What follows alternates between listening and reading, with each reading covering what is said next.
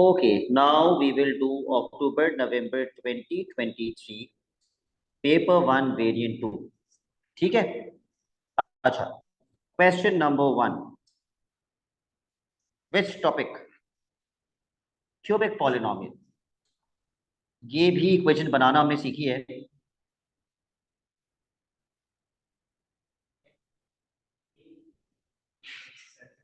पहले मुझे बताओ x की 3 वैल्यूज क्या है?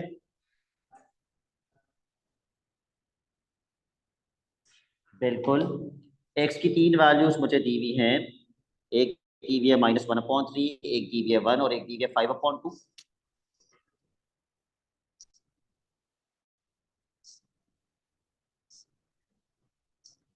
तो अगर मैं उल्टा जाऊं तो 3 ब्रैकेट्स क्या बने होंगे? प्लीज डू नॉट से x + 1/3. डू नॉट से x + 1/3. ये वहां जाके मल्टीप्लाई होगा और फिर -1 वहां जाएगा. क्या ब्रैकेट बना होगा? 3x + 1. दूसरा ब्रैकेट x - 1. तीसरा ब्रैकेट 2x.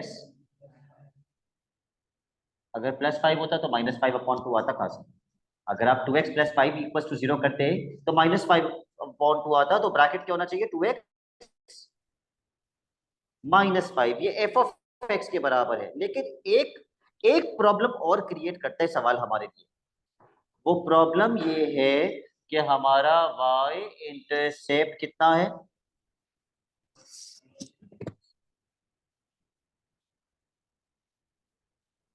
कौन?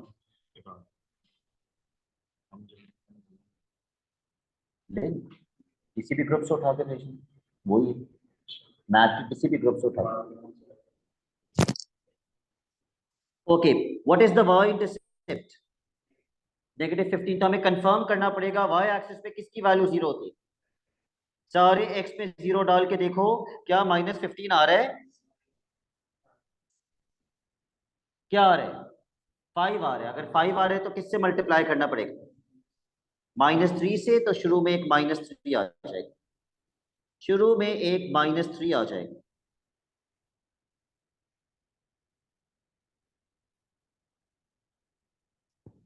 Are we done with this? Okay. Write down the values of x such that f of x is less than 0. f of x किसको कहते हैं? f of x किसको कहते हैं? y को कहते हैं. ओके, इसका मतलब वो कह रहे हैं y is less than 0. y is less than 0 कौन सी जगह होती है ग्राफ के अंदर? y x एक्सिस की नीचे. x एक्सिस के नीचे.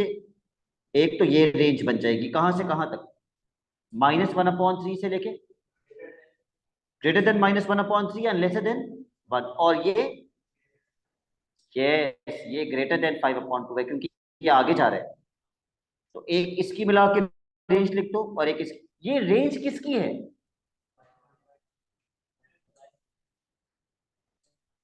इतनी कंफ्यूजन कि ये रेंज किसकी है. मैं ये हम किसकी वैल्यूज लिख रहे हैं? तो ये किसकी रेंज है? x की रेंज है. -1/3 से लेके 1 तक. And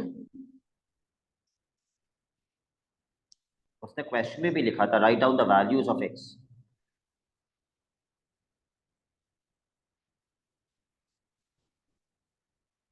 and x is greater then 5/2.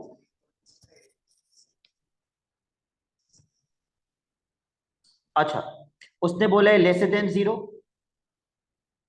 तो इसका मतलब 0 इंक्लूडेड है या नहीं? नहीं है. तो क्या हम 0 को इंक्लूड कर सकते हैं? नहीं, हम नहीं इंक्लूड करेंगे. उससे नीचे वाला इंक्लूड करेंगे. तो क्या हम इक्वल टू लगाएंगे? नहीं लगाएंगे हम इक्वल टू.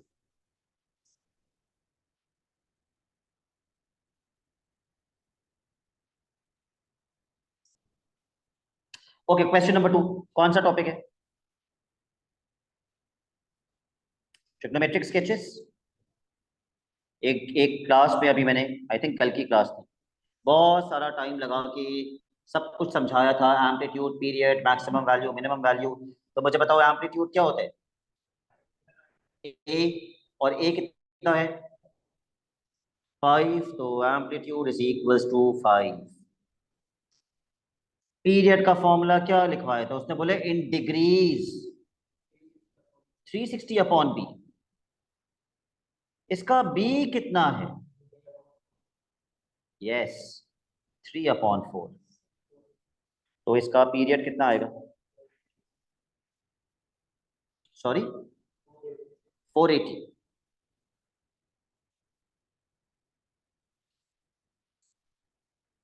स्केच कैलकुलेटर से बना लोगे या मुझे बनवाऊं अभी? इन्होंने कितने कितने का स्टेप बोले आपको लेने के लिए? तो आप भी कैलकुलेटर में 60 का ही स्टेप ले लीजिएगा। अगर दिक्कत आए, अगर दिक्कत आए तो कितने का कर दीजिएगा स्टेप? 30 का कर देना अगर प्रॉब्लम आए तो। वैसे आनी नहीं चाहिए प्रॉब्लम, ठीक है। अगर खुद बना रहे हो तो स्टेप का फॉर्मूला होता है 90/b। ठीक है, अच्छा।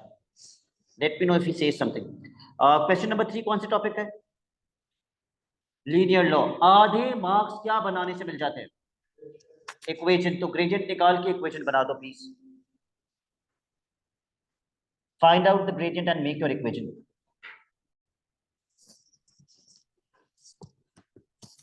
किसी भी लीनियर लॉ के क्वेश्चन में सबसे पहले हम निकालते हैं ग्रेडियंट। ग्रेडियंट कितना आया? माइनस, जोर से बोलो, -2.18। उसके बाद हम बनाते हैं इक्वेशन। अब देख लो भाई, एक्स एक्सिस पे क्या प्लॉट कर रहे हैं और वाई एक्सिस पे क्या प्लॉट कर रहे हैं। y -y1 equals to m bracket x -x1। ये फॉर्मूला बनेगा इस पर्टिकुलर क्वेश्चन के लिए।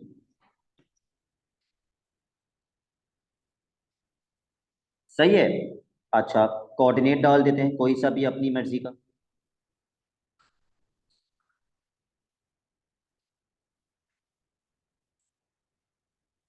और किसको सब्जेक्ट बनाने के लिए कह रहे हैं वो हमसे? वाई को सब्जेक्ट बनाने के लिए कह रहे हैं। 5 मार्क का क्वेश्चन है और बहुत आसान है।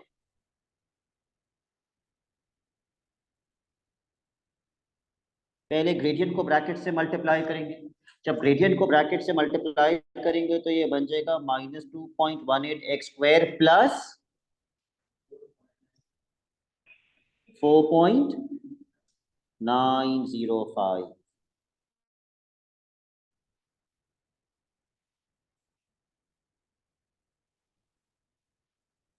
फिर जब हम इसको वहां लेके जाएंगे और ये वैल्यू वहां जाके प्लस हो जाएगी तो ये आंसर कितना बन जाएगा? 14.275। 14.275। लेकिन उसने तो बोला है वाई को सब्जेक्ट बनाओ। तो एल एन की बेस क्या होती है? यस, एल एन की बेस ई होती है ना, तो वो ई की पावर में चला जाएगा सब कुछ।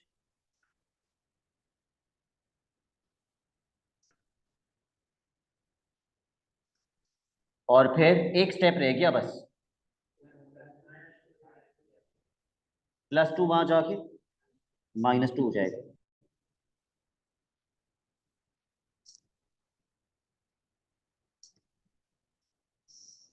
5 easy marks.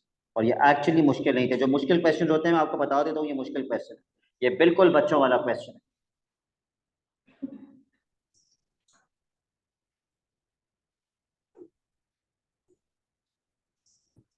Okay, question number 4, binomial.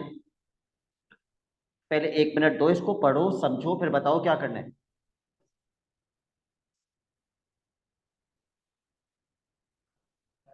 सबसे पहले इस ब्रैकेट को क्या करेंगे?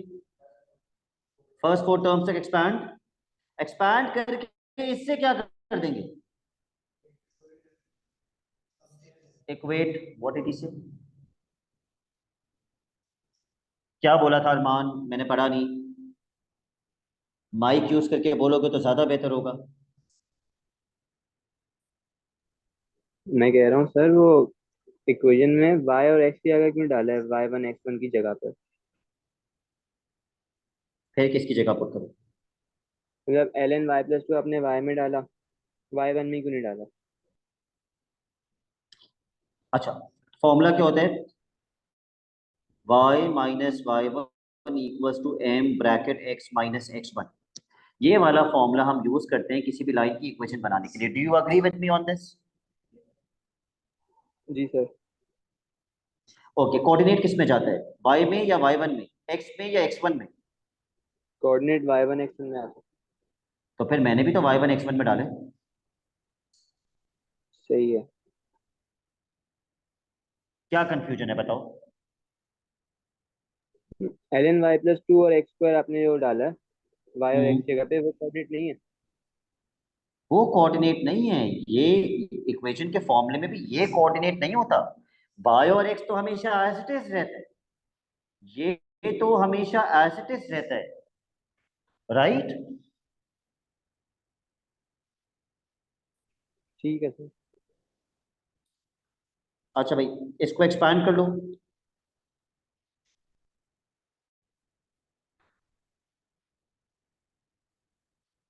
क्या फॉर्मूला था? 1 + NC1 b⁻1 + NC2 b⁻2 + NC3 b⁻3। यहां रुक जाएंगे या अभी मैं एक टर्म कम निकाल लिया मैंने? हो गई चार, because 1 is also considered as a term, तो ये चार हो गई। ये चार टर्म्स हो गई।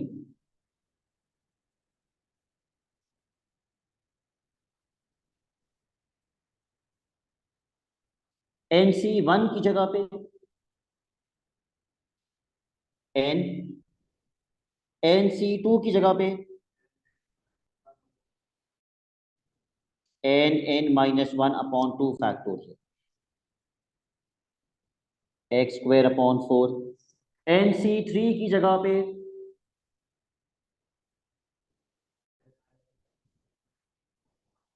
Yes n n-1 n-2/3 factorial. और उमर -x/2 का क्यूब क्या बनेगा? -x³ / 8।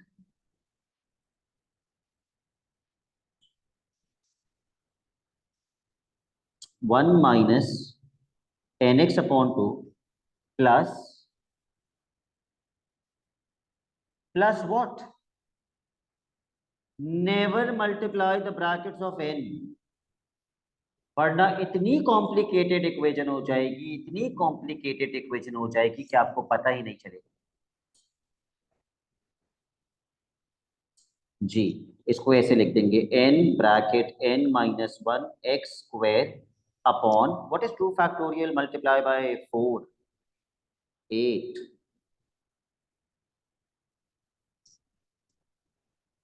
Plus n n-1 n-2 x³ what is 3 factorial multiply by 8। ओ, बीच में माइनस आएगा, ये माइनस का साइन यहां आ जाएगा, इस प्लस को खा जाएगा ये। अपॉन क्या होगा? 48। आ गई एक्सपेंशन। अब क्या करूं?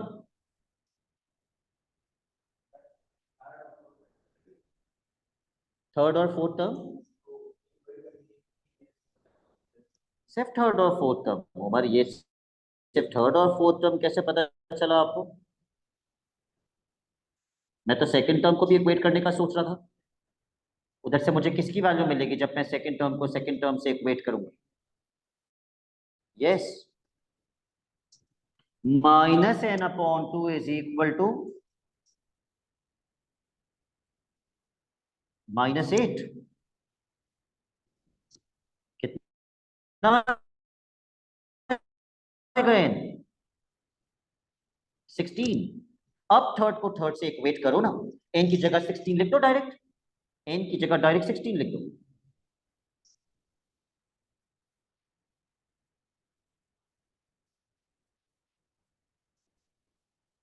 you will get the value of p from here.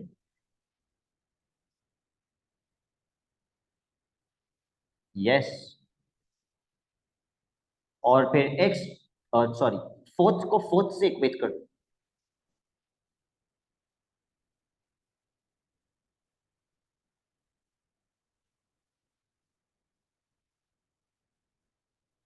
ताकि आपके पास q की वैल्यू आ जाए।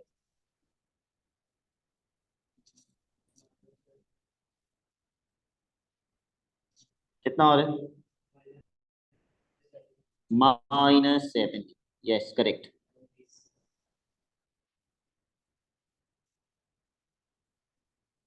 चलें अगले क्वेश्चन पे, अगले पार्ट पे। Find the term independent of x।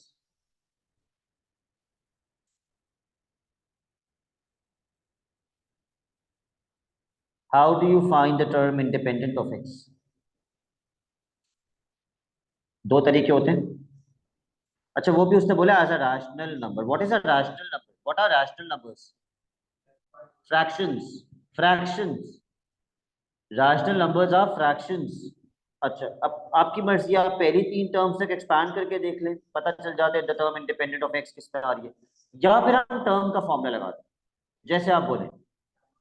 Term का फॉर्मूला लगा दें। टर्म का फॉर्मूला होता है एन सी आर, ए की power N minus R, B की पावर आर। अगर मुझे वो टर्म निकालनी है जो इंडिपेंडेंट ऑफ एक्स हो, इसका मतलब वो टर्म चाहिए जिसमें कोई एक्स ना हो। तो इक्वेट किससे करेंगे? एक्स की पावर जीरो से। Apply this formula, equated with x power zero. जब हम ये टर्म, स्पेसिफिक टर्म का फॉर्मूला यूज करते हैं, तो सबसे पहले हम किसकी वैल्यू निकालते हैं? आर की वैल्यू निकालते हैं। R is the unknown. The unknown is are.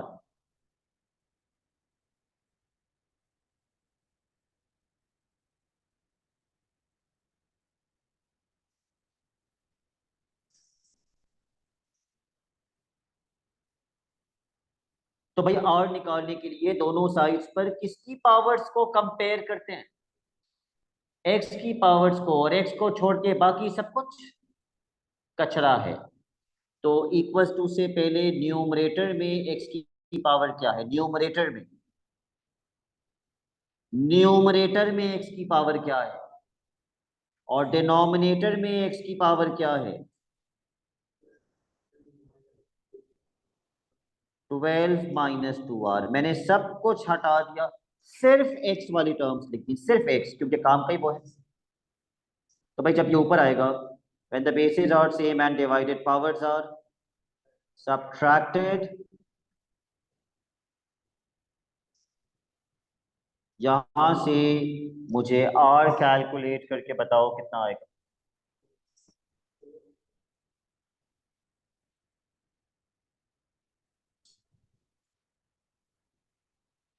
4। लेकिन अभी नहीं आई the term independent of x. अभी आपने ये r उठा के वापस इस पे पुट करना है, ताकि आपको वो टर्म मिल जाए जो इंडिपेंडेंट ऑफ एक्स हो। उमर की फोन नहीं आ रही लगता है।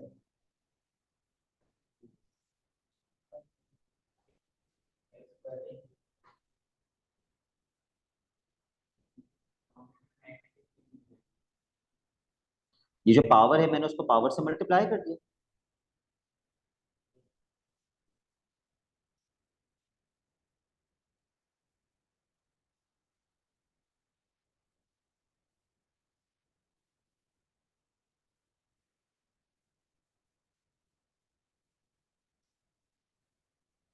6c4 is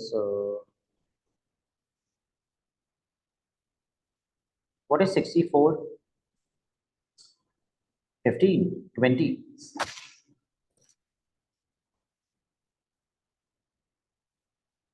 Yes, Arman. 64, 15।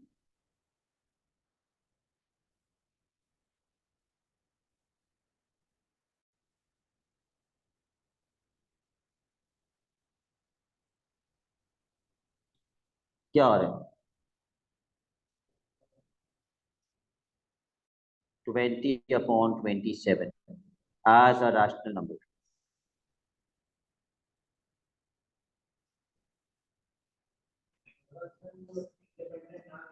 अगर वो कहता find the coefficient of X square, तो मैं किससे इक्वेट करता हूँ?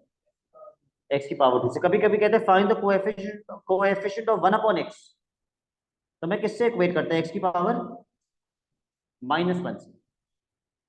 सिर्फ अगर एक टर्म निकालनी हो, लेकिन ज्यादातर वो दो टर्म्स निकालने के लिए कहते हैं। तो पिछले पेपर्स में जब भी दो टर्म्स निकालनी होती थी, तो फिर हम ये टर्म वाला नहीं यूज कर रहे थे, मैं कह रहा था एक्सपैंड कर दो। क्योंकि जब दो टर्म्स निकालनी होती है, फिर बच्चों को दो बार इक्वेट करना पड़ता है, दो बार आर निकालना पड़ता है, और फिर लंबी चौड़ी कहानी हो जाती है। तो अगर दो टर्म्स निकालनी है, तो ज्यादा बेहतर क्या होता है? एक्सपैंड कर दो। Which topic is this? Trigonometry. सबसे पहले क्या करेंगे? Domain change the domain.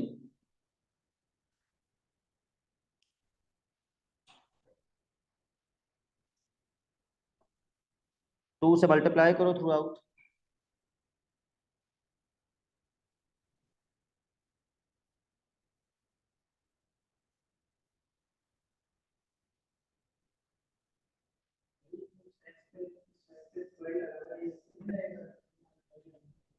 नहीं, ये पूरे ब्रैकेट पे स्क्वायर है, अंदर नहीं लग, एंगल पे नहीं लगेगा।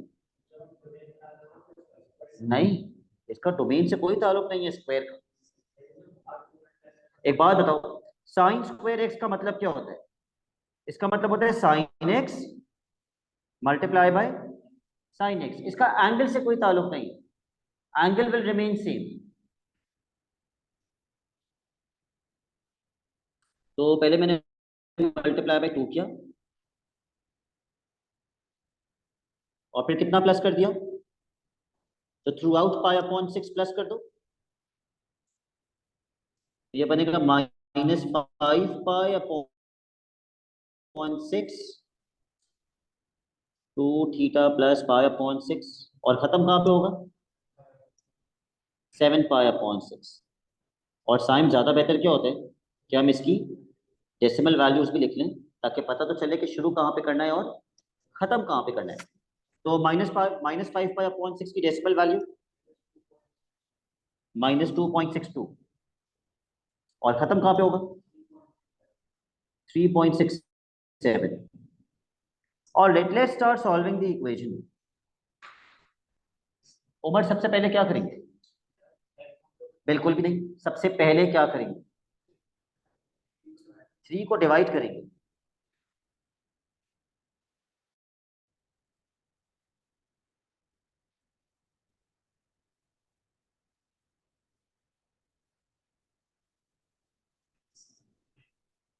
अब आप मुझसे बोलेंगे कि सर सेक स्क्वायर को कन्वर्ट कर देंगे 1/cos स्क्वायर में। जब सेक स्क्वायर को कन्वर्ट करेंगे 1/cos स्क्वायर में, तो दोनों साइड्स पे क्या ले लेंगे? रेसिप्रोकल भी कर सकते हैं, क्रॉस मल्टीप्लाई भी कर सकते हैं। तो मैं एक स्टेप मिस कर रहा हूं अपना टाइम बचाने के लिए, और डायरेक्टली लिखना चाह रहा हूं कि cos स्क्वायर की वैल्यू किसके बराबर होगी? अभी 4/3 है, 3/4। अब क्या करेंगे? स्क्वायर रूट कर लिया आपने, साइन पूरा question complete. Square root on both the sides. What did I forget? Plus minus.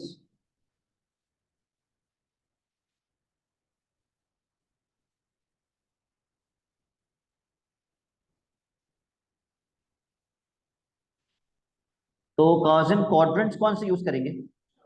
चारों। वेरी गुड, क्योंकि पॉजिटिव भी है और नेगेटिव भी है।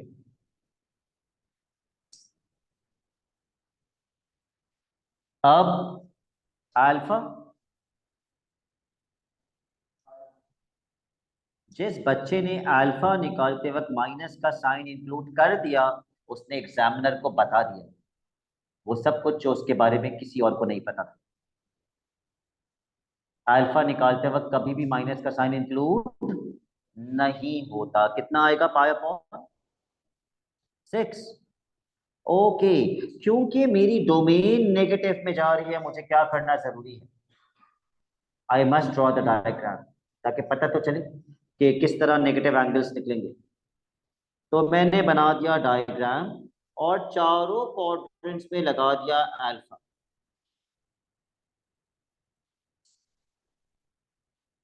पाई upon 6, pi upon 6, pi upon 6 and pi upon 6।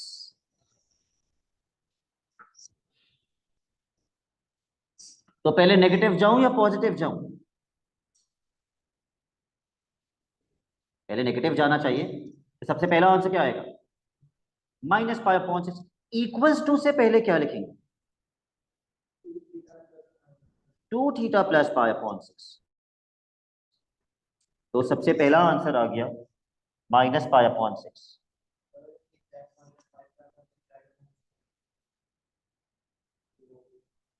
हाँ, अगला आंसर मुझे बताओगे कितना आ रहा है? पाई -π/6 -5π/6। उमर, -5π/6 डोमेन के अंदर है? नहीं है, तो वो हम नहीं लिखेंगे और हम पॉजिटिव पे चले जाएंगे। What are you asking?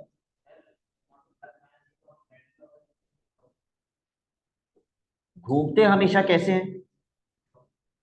इसी डायरेक्शन में जाते हैं हमेशा। लेकिन हम एंटी क्लॉकवाइज कब जाते, सॉरी, हम क्लॉकवाइज कब जाते हैं? जब डोमेन नेगेटिव में हो। और वो जा रही है या नहीं जा रही? जा रही है, तो मैं चेक करूंगा ना माइनस में कौन कौन से आंसर्स आ रहे हैं। मैंने ये वाला चेक किया, ये आ रहा था डोमेन में। लेकिन जब मैंने ये वाला निकाला तो वो बाहर था, फिर मैं इसका मतलब और नेगेटिव नहीं जाऊंगा, मैं पॉजिटिव पे चले जाऊंगा। So for the positive first quadrant, π/6। Second quadrant, π-π/6। 5π/6, ये भी शायद डोमेन में आएगा। लेकिन जब थर्ड में जाएंगे तो आई एम नॉट श्योर वो डोमेन में आ रहे हैं या नहीं। पाई + π/6, आई थिंक वो नहीं आएगा। 7π/6 आ रहे हैं। हाँ, तो 7π/6 डोमेन के अंदर नहीं है। तो अब इन सारे एंगल्स में से कितना माइनस करना पड़ेगा? π/6 पहले माइनस करेंगे और आखिर में 2 से डिवाइड कर देंगे। तो पहला थीटा कितना आएगा?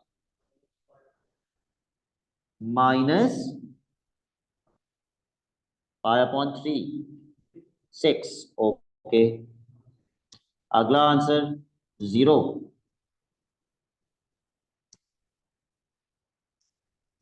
और आखिरी आंसर आई थिंक π/3 आएगा।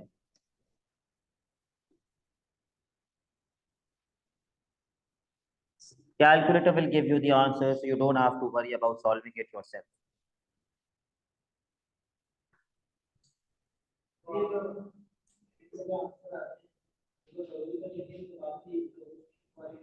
नहीं, अगर बहुत ज्यादा टाइम है तो आप कोट कर लीजिएगा, लेकिन बिल्कुल भी जरूरी नहीं होता। जी बिल्कुल बिल्कुल।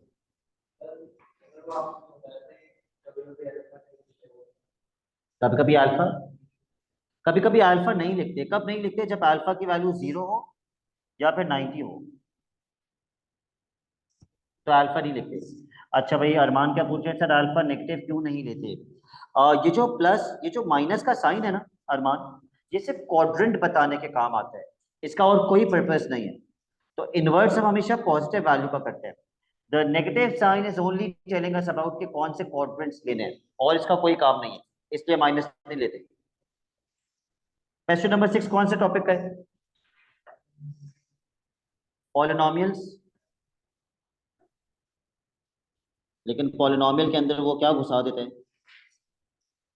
इसका मतलब क्या है?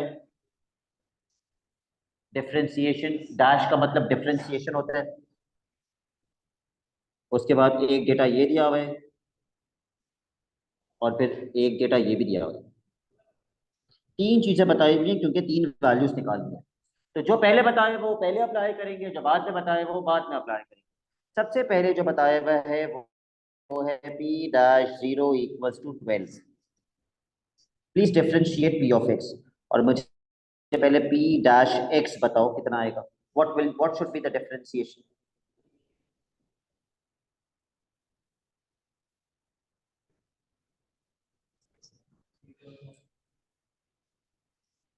तो अब मैं किस में क्या पुट करूं? एक्स में 0 पुट करूं और इज इक्वल टू क्या कर दूं 12, एक्स में 0 पुट करके इक्वल टू 12 कर दूं। 0 + c इक्वल्स टू 12। सब कुछ ही 0 हो गया ना, एक्स में 0 डालने से c की वैल्यू आ गई।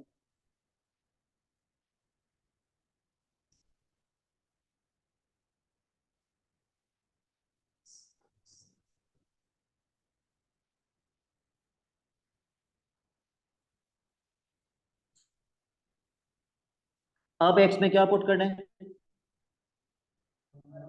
और रिमाइंडर में 0, क्योंकि फैक्टर का मतलब रिमाइंडर 0 होता है। अब बेटा ये मैं सॉल्व नहीं करवा रहा बिकॉज इट्स वेरी इजी।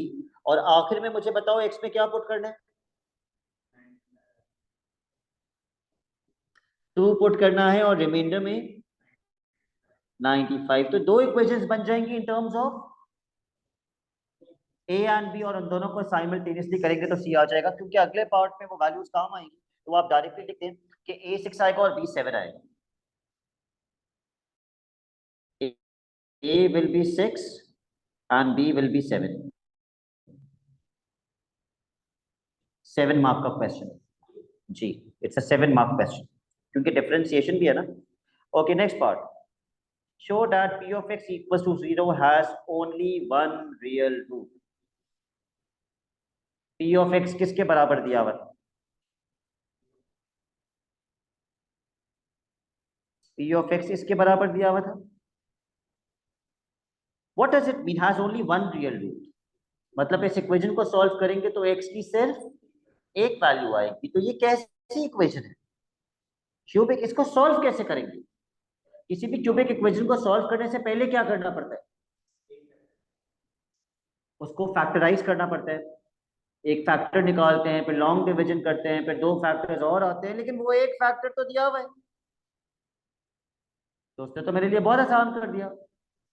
अच्छा, क्या आप मुझे बता सकते हैं मेरा क्यूबिक पॉलिनोमियल है किसके बराबर? अगर मैं ए बी सी की वैल्यू पुट कर दूं, 6x³ + 7x² + 12x - 5, जिसका फैक्टर मुझे ऑलरेडी क्वेश्चन में क्या दिया हुआ है? 3x - 1 is a factor. तो क्या आप मुझे बता सकते हैं बाकी के फैक्टर्स कैसे मिलते हैं, कैसे निकालते हैं? लॉन्ग डिवीजन, ताकि मैं इसको फैक्टराइज करूंगा तो सॉल्व होगी ना, वरना सॉल्व कैसे होगी? So please apply long division.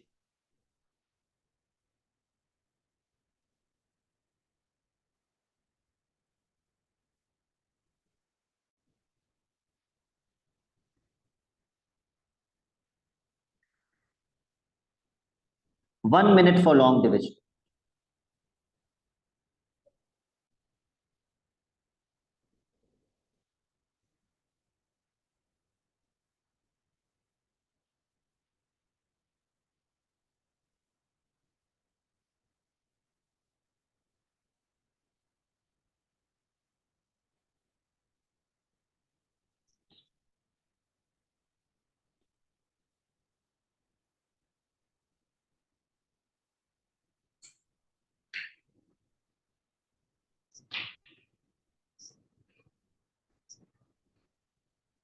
जिनको लॉन्ग डिवीजन नहीं आती और दूसरा मेथड आता है कंपेयरिंग वाला, वो कंपेयरिंग वाले मेथड से भी कर सकते हैं।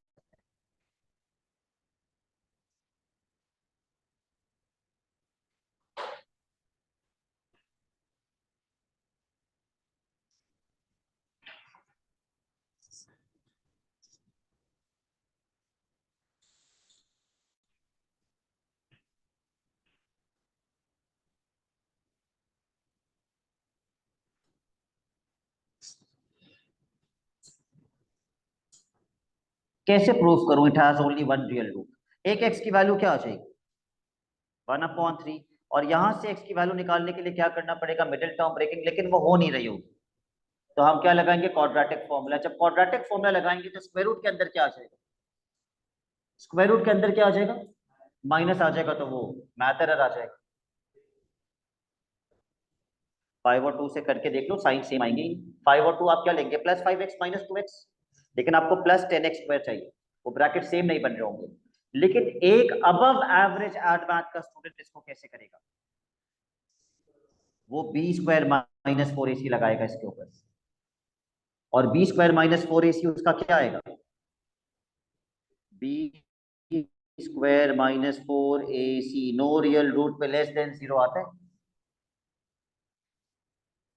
9 minus 4 2 8 8 5 40, no real root, less than 0 आ रहा है।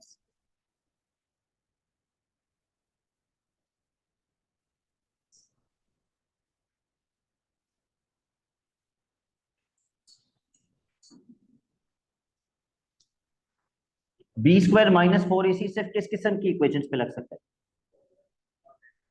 सिर्फ quadratic. Okay, question number 7, permutation combination.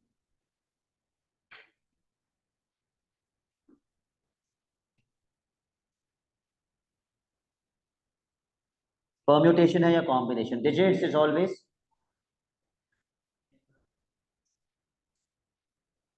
Ram Ram सत्य कर दिया आपने। Digits is always permutation and the condition is a number cannot begin with a zero. Why do I feel कि यही बिल्कुल ऐसे ही क्वेश्चन हमने कल किया था, उसमें डिविजिबल बाय नहीं, डिविजिबल बाय 10 था, तो फिर ये जल्दी से कर लेते हैं हम लोग। Can not begin with a zero,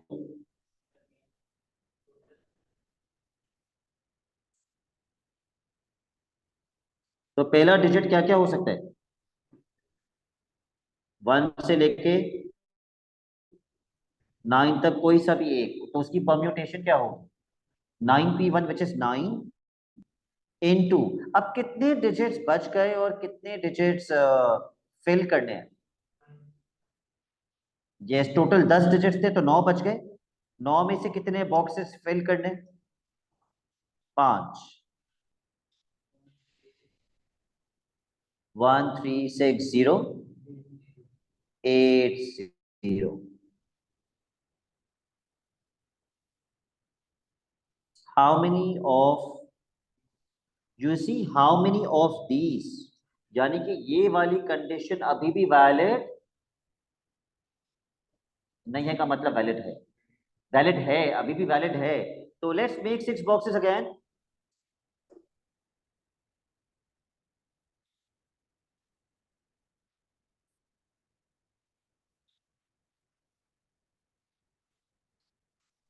और प्रॉब्लम ये कि नंबर 0 से स्टार्ट नहीं होना चाहिए पहले। अच्छा, डिविजिबल बाय 5 होने के लिए आखिरी डिजिट क्या होना चाहिए? 0 या 5। लेकिन मसला ये है कि जो आखिरी बॉक्स में 0 या 5 आना चाहिए, पहले बॉक्स में भी 5 आ सकता है। तो please make two different conditions. किस बॉक्स का डिजिट फिक्स करोगे, पहले का या आखिरी का? आखिरी का। एक बार 0 फिक्स कर दो,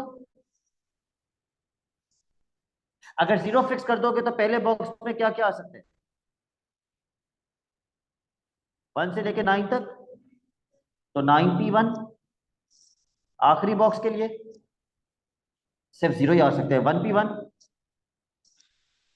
कितने डिजिट्स बच गए और कितने बॉक्सेस फिल करने? 8 डिजिट्स बचे और कितने बॉक्सेस फिल करने? 1 2 3 4।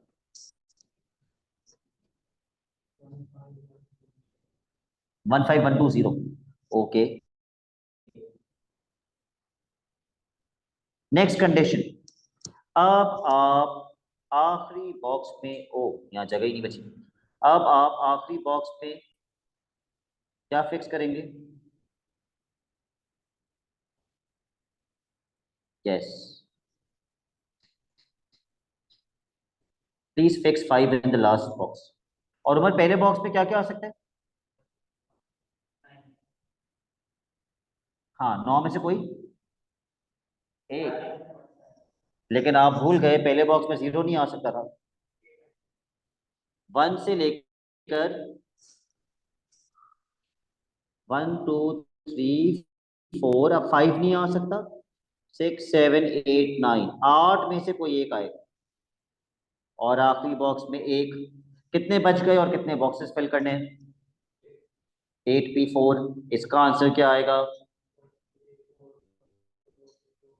13440। फिर इन दोनों कंडीशंस के आंसर्स को क्या कर देंगे?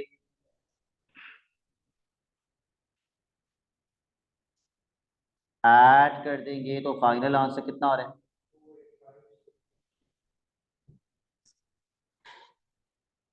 बिल्कुल सही है।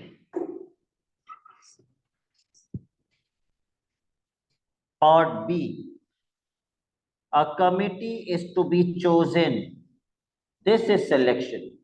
अब कॉम्बिनेशन करेंगे। कितने सिलेक्ट करने हैं? सिलेक्ट 7 करने हैं। और टोटल कितने हैं?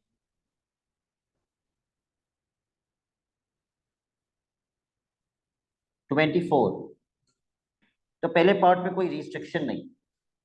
24C7। Please tell me what answer you are getting.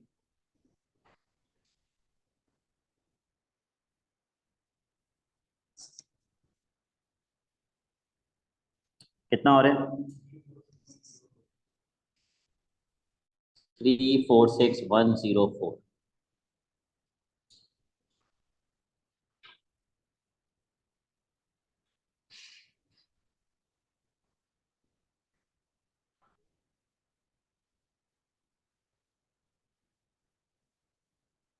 अब आ रहे हैं नजर? Okay, what is the condition?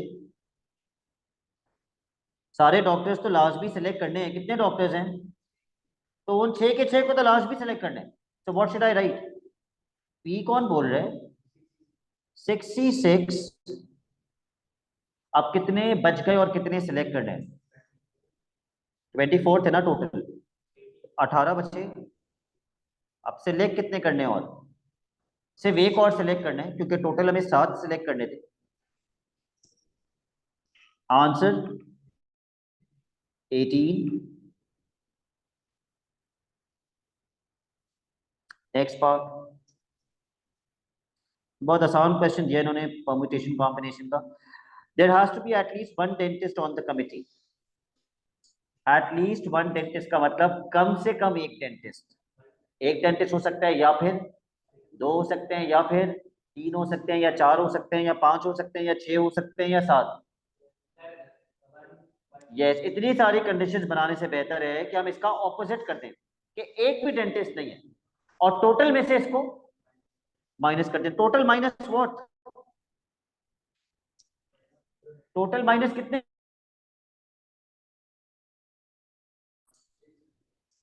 कितने डेंटिस्ट सेलेक्ट करने हैं? कम से कम एक सेलेक्ट करने हैं। कम से कम एक सेलेक्ट करने हैं, तो इसका ऑपोजिट क्या होगा? Zero dentist. Total minus zero dentist. यही करेंगे ना? कम से कम एक डेंटिस्ट सेलेक्ट करना है, तो मैं इसका ऑपोजिट निकाल देता हूँ और टोटल से माइनस कर देता हूँ। टोटल आंसर क्या था? 346104। जीरो डेंटिस्ट का आंसर निकालो। How will you find zero dentist? छह कितने? 8 डेंटिस्ट है ना? 8 में से जीरो डेंटिस्ट पकड़ो। पकड़ो मतलब सेलेक्ट करो। और बाकी कितने बचे? 16 में से 7 सेलेक्ट करो, या आप डायरेक्टली 16C7 पे लिख सकते थे। 8C0 लिखना जरूरी नहीं है।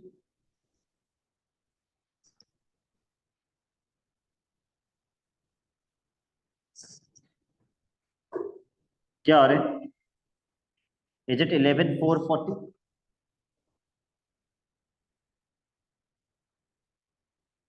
Because the correct answer is 11440।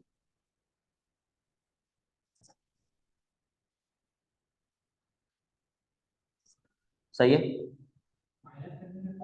Minus करने के बाद, माइनस करने के बाद ये नहीं आ रहा। ओ sorry, 334664। 334664। Yes, this is the correct answer. Question number 8, functions.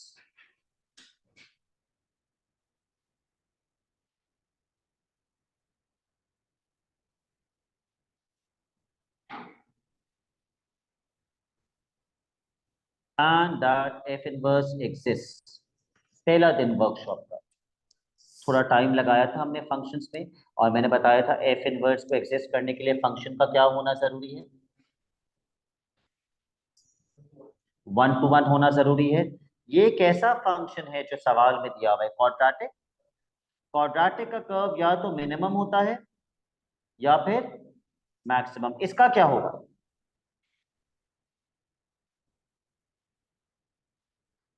Minimum होगा। कहां से तोड़ते थे 1 to 1 बनाने के लिए, बीच में से, सेंटर के एक्स कोऑर्डिनेट से या वाई कोऑर्डिनेट से, एक्स कोऑर्डिनेट से। और दो पॉसिबल डोमेन्स आती थी, एक ग्रेटर वाली और एक लेसर वाली।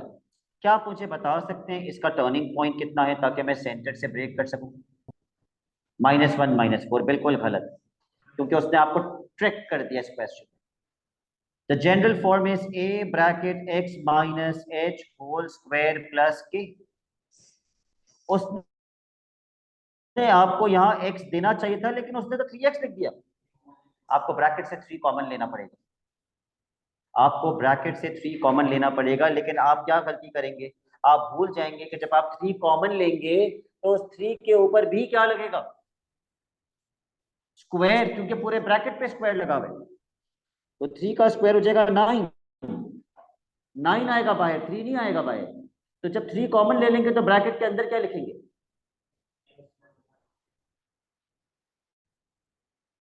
x plus 1/3।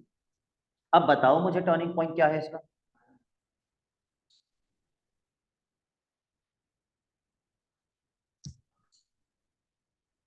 तो टर्निंग पॉइंट का x कोऑर्डिनेट क्या है, -1/3।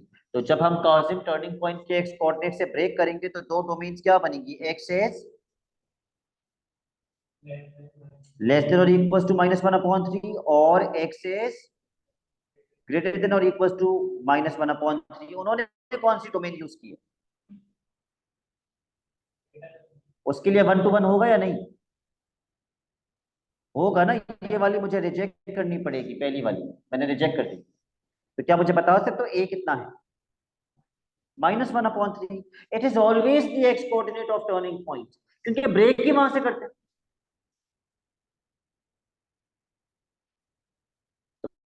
बच्चे कहते हैं सर 1 मार्क के लिए इतना दिमाग कौन खराब करे, छोड़े, जैसे भी थ्रेशोल्ड नीचे चला जाता है। ओके, इसका ग्राफ कुछ ऐसा होगा जिसमें इसका टर्निंग पॉइंट होगा -1/3 -4, राइट। तो जब मैं इसको बीच में से तोड़ूंगा तो दो डोमेन्स क्या बनेंगी, ग्रेटर देन इक्वल टू -1/3 और लेसर देन इक्वल टू -1/3। ना लगाओ इक्वल टू, क्या फर्क पड़ता है, ना लगाओ। मगर ये कितना आएगा, -1/3। अब क्या लिखनी है हमें, रेंज। टर्निंग पॉइंट क्या था, y की सबसे छोटी वैल्यू क्या होगी, -4, और सबसे बड़ी, ये तो ऊपर जाता रहेगा। 0 कैसे आ रहे हैं, पूरा फंक्शन नहीं ले रहे आप, सिर्फ ब्रैकेट ले रहे हैं। y की वैल्यू कितनी आएगी -4 डालने पर, सॉरी क्या कर रहा हूं मैं, टर्निंग y का टर्निंग पॉइंट क्या है, -4। तो टर्निंग पॉइंट पर y की वैल्यू -4 है, y की सबसे बड़ी वैल्यू क्या आएगी, इन्फिनिटी आएगी, क्योंकि ये तो ऊपर जाता रहेगा। तो रेंज क्या बनेगी, f इज ग्रेटर देन और इक्वल टू -4।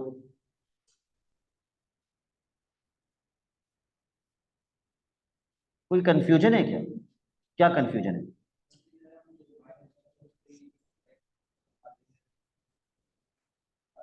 क्योंकि वही तो टर्निंग पॉइंट है।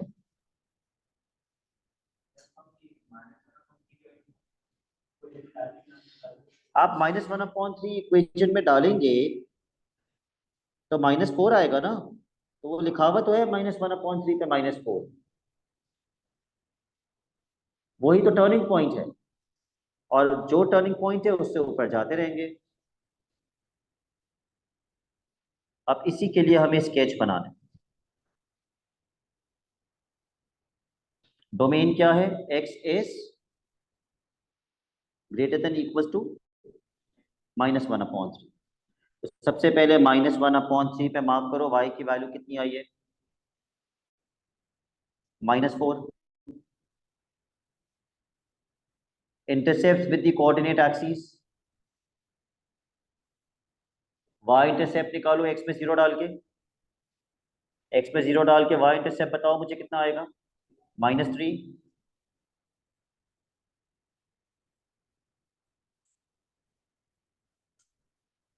x इंटरसेप्ट बताओ y में 0 डाल के। y में 0 डाल के x निकाल लो, कितना आएगा?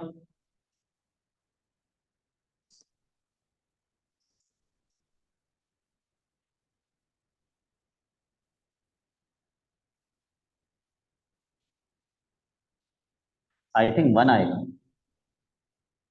क्योंकि हमें एक्स इंटरसेप्ट भी दिखाना है, हमें वाई इंटरसेप्ट, दोनों इंटरसेप्ट दिखाना है। उसने लिखा हुआ है क्वेश्चन, 1 आएगा। ओके।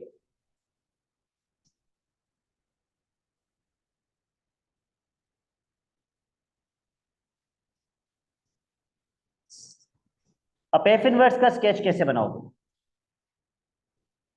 इसी को रिफ्लेक्ट कर दोगे किस लाइन में? y is equal to X की लाइन में, तो y is equal to X की लाइन बना दो।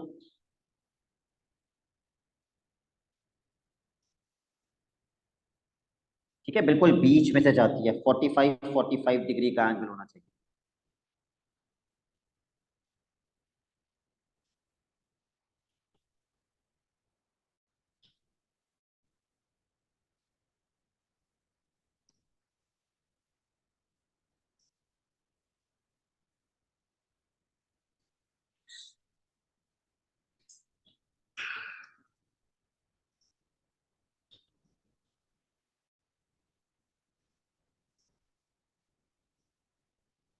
ये तो यूं जाएगा।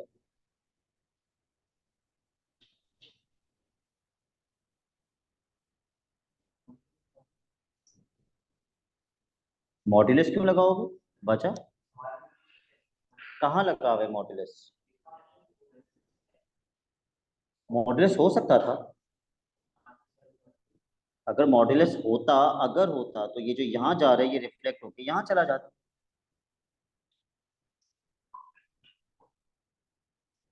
आप चाहें तो आप कोऑर्डिनेट्स भी इंटरचेंज कर सकते हैं, इसको इंटरचेंज करो, ये क्या बनेगा?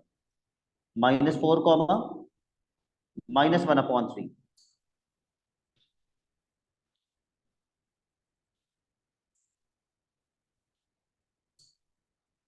-4 कॉमा -1/3।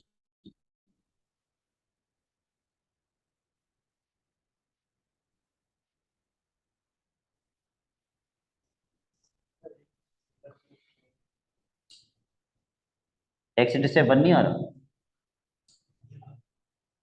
अच्छा, और जो 1,0 था वो क्या बन जाएगा? 0,1, तो इसका y इंटरसेप्ट 1 होगा।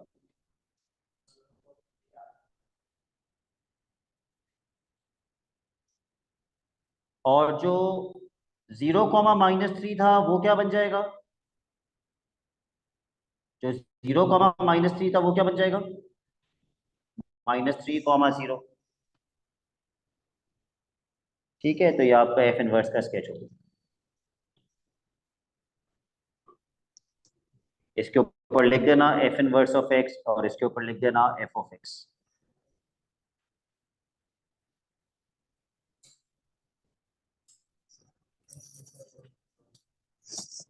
हाँ, सिमेट्रिकल होना जरूरी है, it must be symmetrical.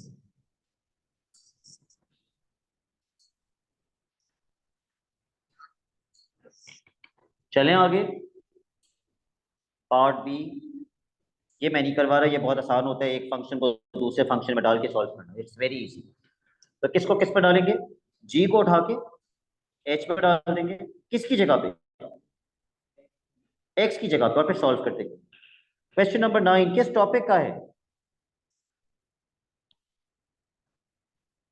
Simultaneous है ये, एक ही इक्वेशन और साइमल्टेनियस।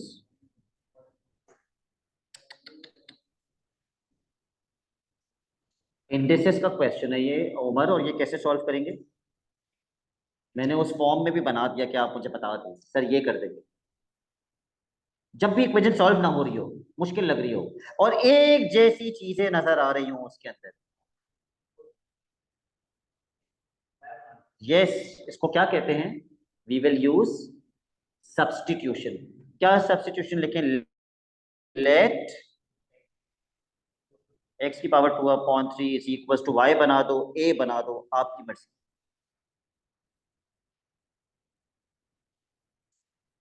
तो मैं ये चाह रहा हूं कि आप 1 मिनट के अंदर एलसीएम लेके क्वाड्रेटिक इक्वेशन बना के मुझे ए की दो वैल्यूज बता देंगे क्या आएंगे 1 मिनट के अंदर।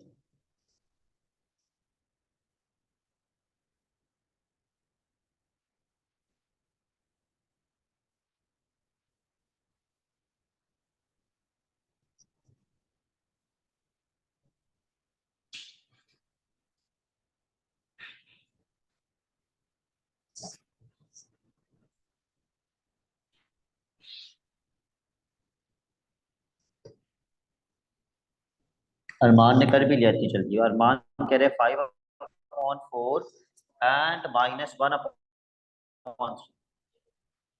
पर कितने सारे बच्चे ऐसे होते हैं उमर जो पेपर में यही आंसर लिख के आ जाते हैं, नॉट नोइंग द फैक्ट कि इसको वापस भी डालना होता है। बहुत सारे बच्चे छोड़ के आ जाते हैं, तो दे गेट 50% मार्क्स। अब इसको वापस से सब्स्टिट्यूशन में पुट करना है।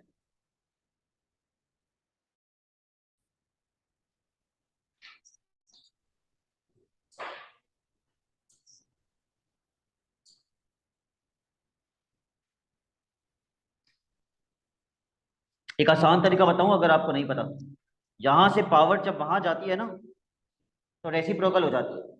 तो रेसिप्रोकल कर देना, लॉग लगाने की जरूरत नहीं पड़ेगी।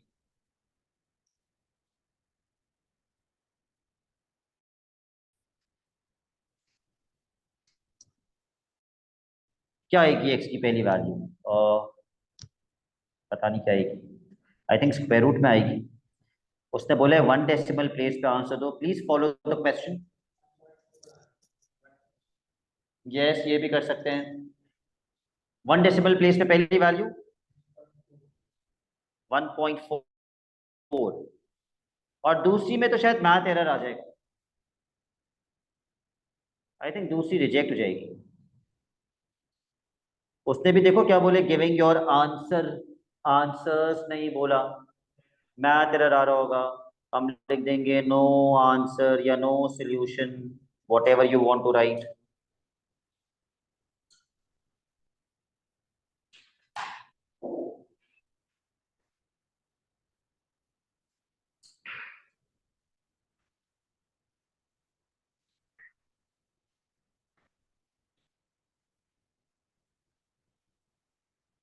Question number 10 is a circular major question. Give at least 1 minute to reading the question and to understanding the question.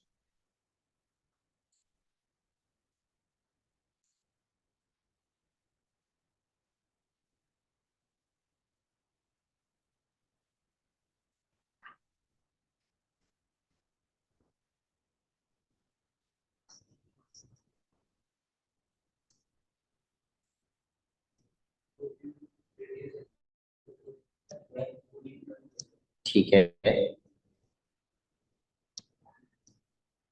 और क्या क्या बराबर है? C B is equal to C D, लेकिन मुझे पता नहीं सी बी कितना है। ओके,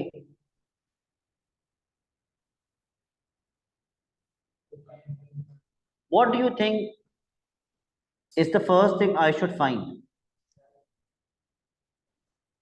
अगर उसने मुझे आर्क लेंथ दे दी है,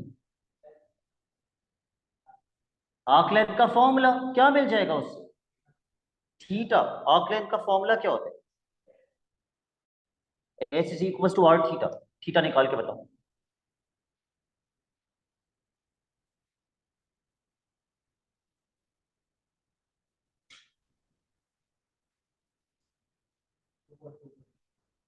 सॉरी, 2.25 एग्जैक्ट।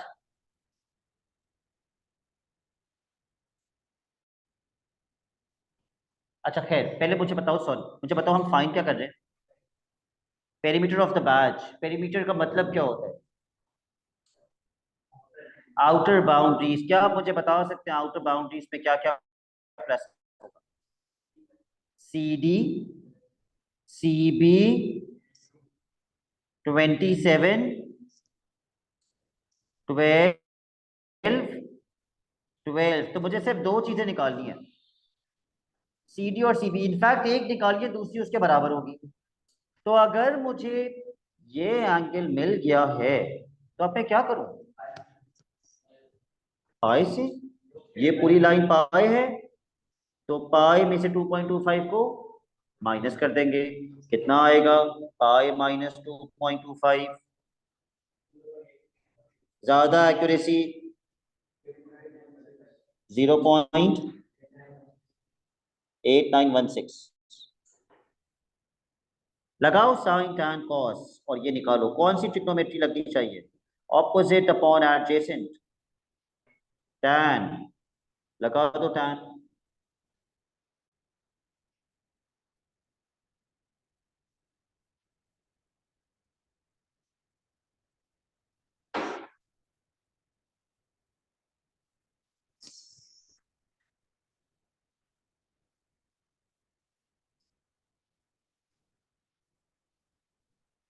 कितनी आ रही है बीसी की लेंथ?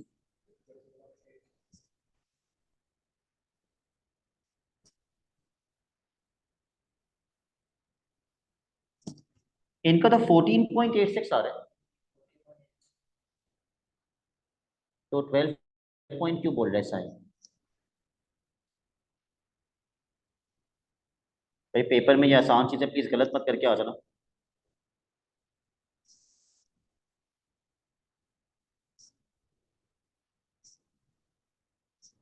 पता नहीं ये 12 मार्क, ये 4 मार्क का क्यों? Add all the outer boundaries.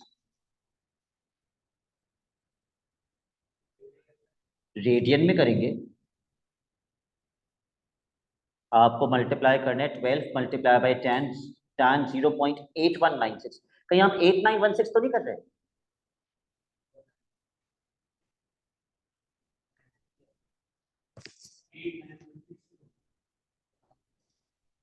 मैंने गलत लिखा है? एक्चुअली क्या है? मुझे तो आप लोगों ने बताया 0.8916 है। ओके।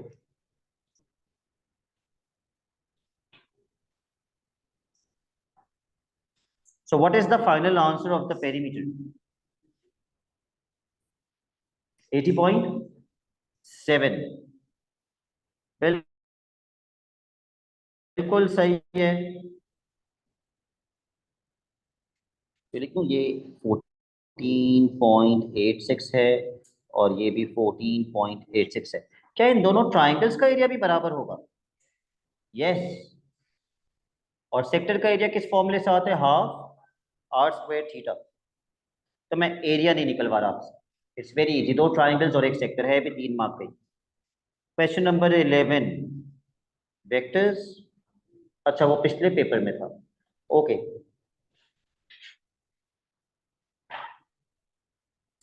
ये वैसा ही नहीं है बिल्कुल।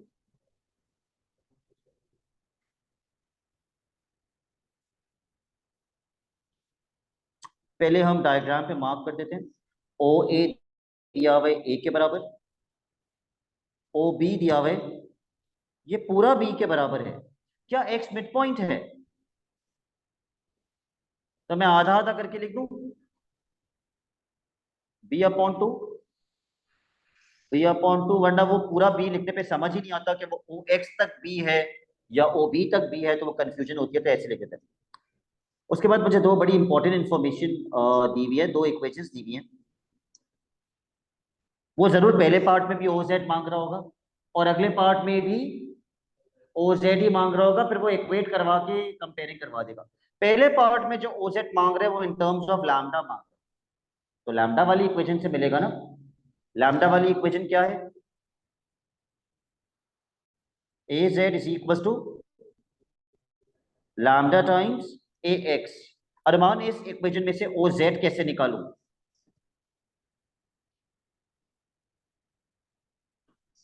वो क्या तरीका मैंने आपको सिखाया है जिससे इस इक्वेशन से ओजेड मिलेगा। Yes correct. ब्रेक कर दीजिए, please break the vectors, hurry up.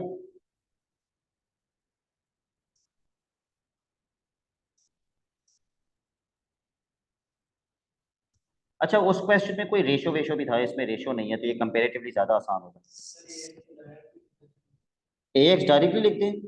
A x कितना है, कर सकते हैं,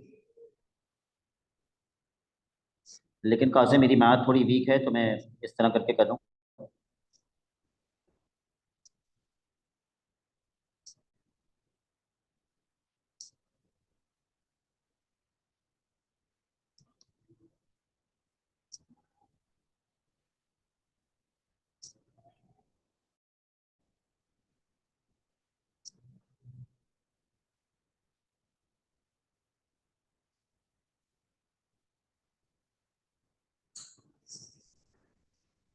3 मार्क का क्यों है?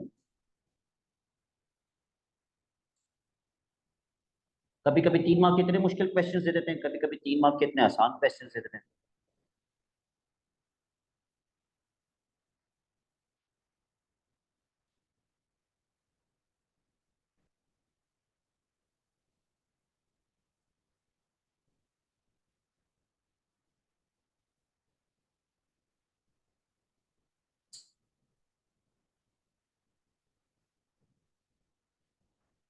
डन। ओके, सी अगले पार्ट में भी ओ सेट निकाल लें, लेकिन अब इन टर्म्स ऑफ म्यू मांगना है तो मांग रहे हैं वो, तो मैं नीचे नहीं सॉल्व कर रहा, मैं यही सॉल्व कर रहा हूँ। मुझे बताओ किस इक्वेशन को तोड़ोगे। O Z is equal to mu times O Y. अब यहां से तो डायरेक्टली ओ सेट मिल जाएगा, लेकिन क्या हमें ओ वाई पता है?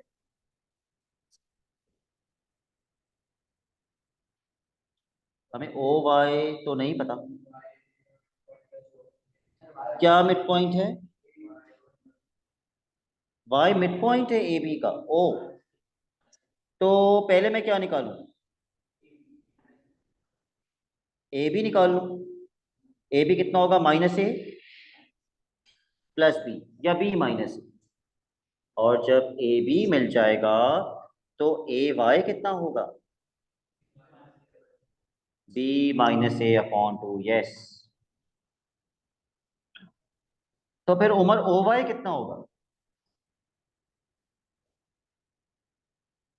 कहां से चलना शुरू करोगे और कहां रुकोगे? पहले ओ से ए तक जाओगे, और फिर ए से वाई तक चले जाओगे। एलसीएम लेके थोड़ा सा सिंप्लीफाई कर लो।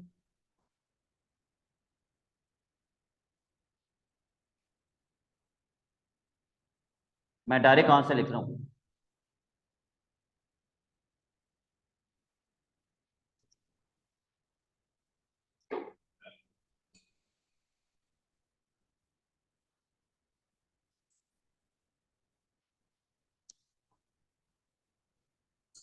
मैंने अलग अलग टू क्यों किया? मैंने दोनों के नीचे अलग अलग टू क्यों किया? क्योंकि मुझे पता है उसके अगले पार्ट में दोनों ओ जेड को क्या करना है, इक्वेट करके कंपेयर करना है। जब कंपेयर करते हैं तो किसको किससे कंपेयर करते हैं? ए को ए से और बी को बी से, इसीलिए मैंने टू दोनों के नीचे अलग अलग कर दिया। ठीक हो, find the values of lambda and mean, तो इक्वेट करके कंपेयर करना होगा ना।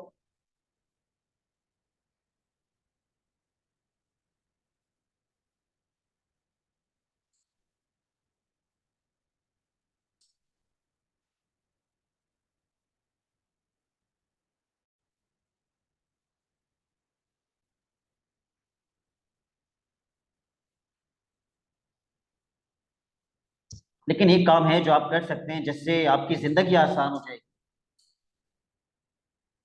बोलो, क्या करूं जिससे जिंदगी आसान हो जाएगी? Very good, left hand side पे टू एलसीएम ले लो, ताकि दोनों साइड पे डिनोमिनेटर का चक्कर ही खत्म हो जाए। Take LCM on the left hand side.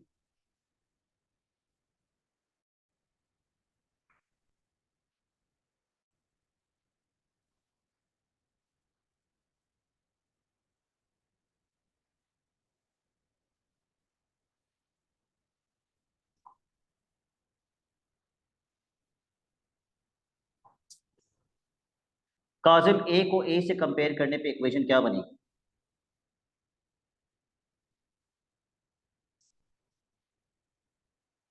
जल्दी बता दो, ए को ए से कंपेयर करने पे इक्वेशन क्या बनेगी? सर पार्ट भी दोबारा दिखा दें, ओके। ये देख लो भाई पार्ट भी। ठीक है, मैं पूछता हूँ काजिम, जब तक आप सॉल्व करें।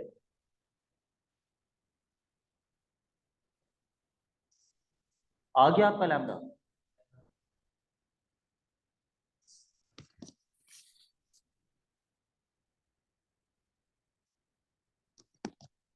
नहीं Umar,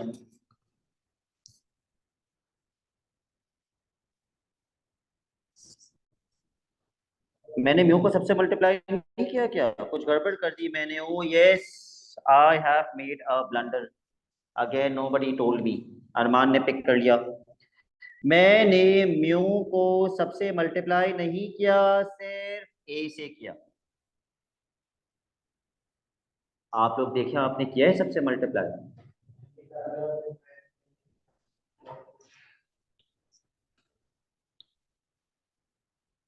mu B minus mu ए,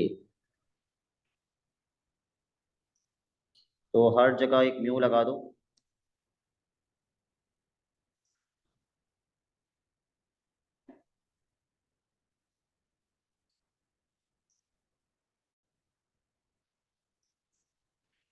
ओके, अब बताओ कासिम, ए को ए से कंपेयर करेंगे तो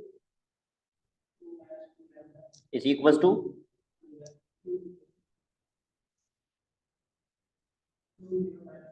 जी, 2 - 2 लैम्डा इक्वल टू म्यू, पहली इक्वेशन।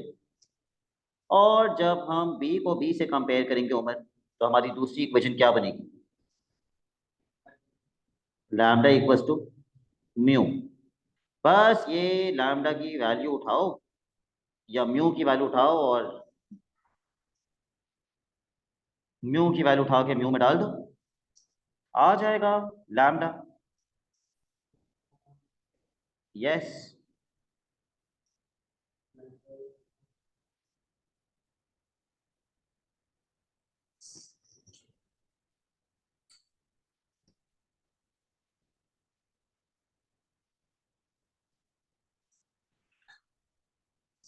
पता नहीं ये बात को कुछ समझ में आ रहा है या नहीं। इस वक्त बेचारा ये बैठ के सोच रहा है कि मेरी किस्मत खराब थी जो मैंने एड मैथ ली थी।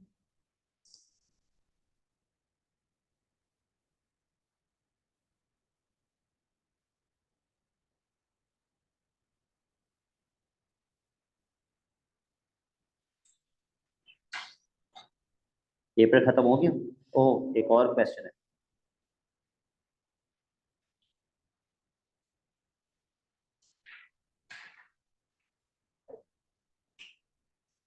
Question number 12।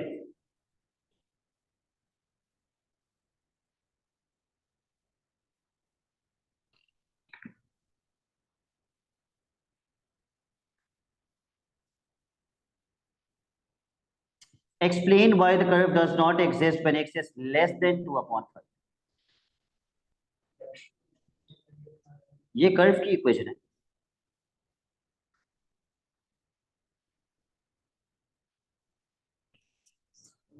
कर्व क्यों नहीं एग्जिस्ट कर सकता when x is less than 2/5? क्योंकि लेस देन 2/5 पे अंडर रूट के अंदर नेगेटिव आ जाएगा, और अंडर रूट के अंदर नेगेटिव नेगेटिव का स्क्वायर रूट पॉसिबल नहीं होता। तो आप लिख दें because square root of a negative number is not possible. आप अगर मैथमेटिकली करना है तो मैथमेटिकली आप करेंगे 5x minus 2 should be greater than, should be greater than, square root के अंदर 5x - 2 लिखा हुआ है, इसको 0 से बड़ा होना चाहिए। तो x has to be greater than 2/5। या आप लिख सकते हैं because square root of a negative number is not possible. और फिर इसका इसका डेरिवेटिव निकालना है। तो how are you going to differentiate this? Quotient rule, u is equal to 5x minus 2 की power half b is equals to x minus 3. निकालो u dash और v डैश.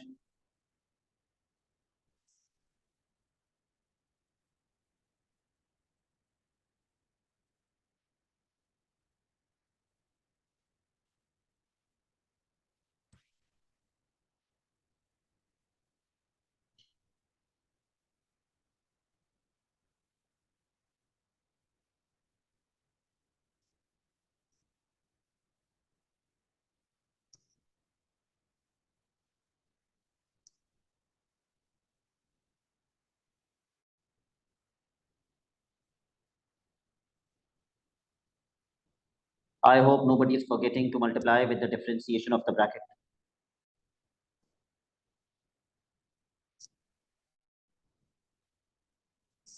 मैंने u डैश का फाइनल आंसर स्क्वायर रूट में क्यों लिखा है?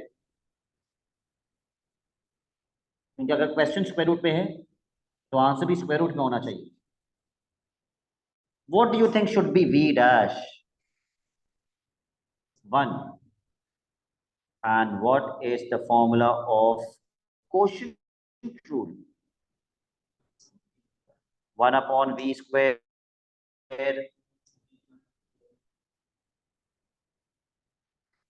ये कौन आबा ताबा कर रहे हैं?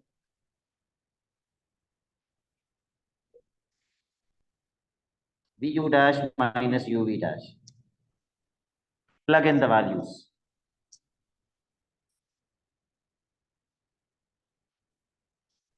v स्क्वायर बनेगा x माइनस 3 का स्क्वायर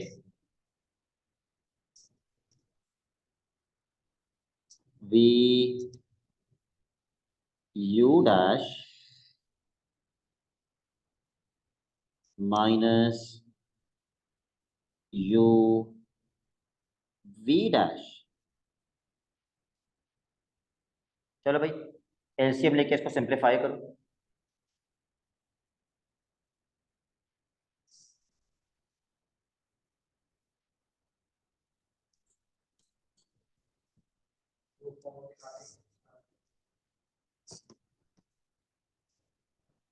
आंसर की फॉर्म ये होनी चाहिए साइन. आ रहा है इस फॉर्म में आपका answer. What did you take as LCM? What did you multiply the second term with?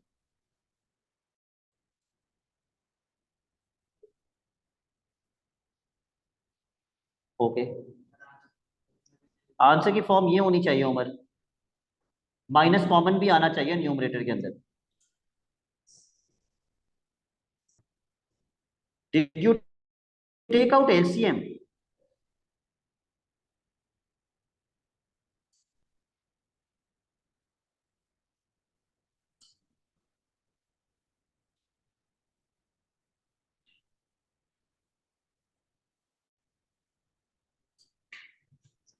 Umar इसका एलसीएम जब लिया तो जब दो सेम स्क्वायर रूट्स मल्टीप्लाई होते हैं तो क्या होता है?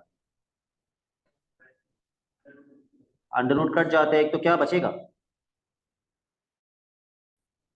यस. इसको सिंप्लीफाई कर लो. डिनोमिनेटर तो मेरा वो आ गया जो उनका आ रहा था या जो आना चाहिए था. यही आ रहा है sign. What did he right?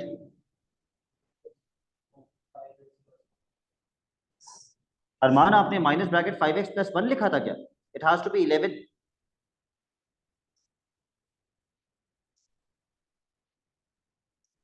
Because minus 15 plus 4 is 11.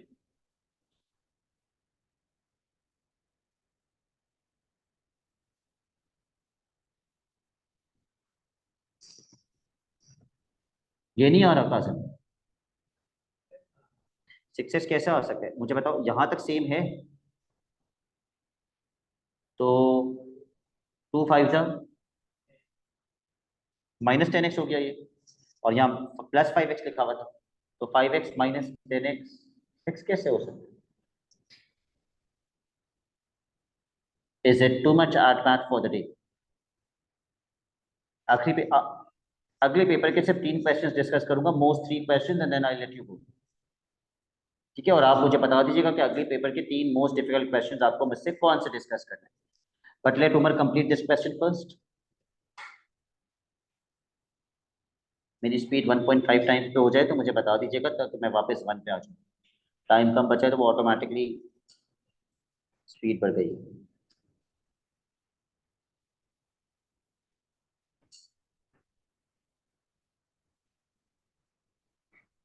Okay, this paper is done.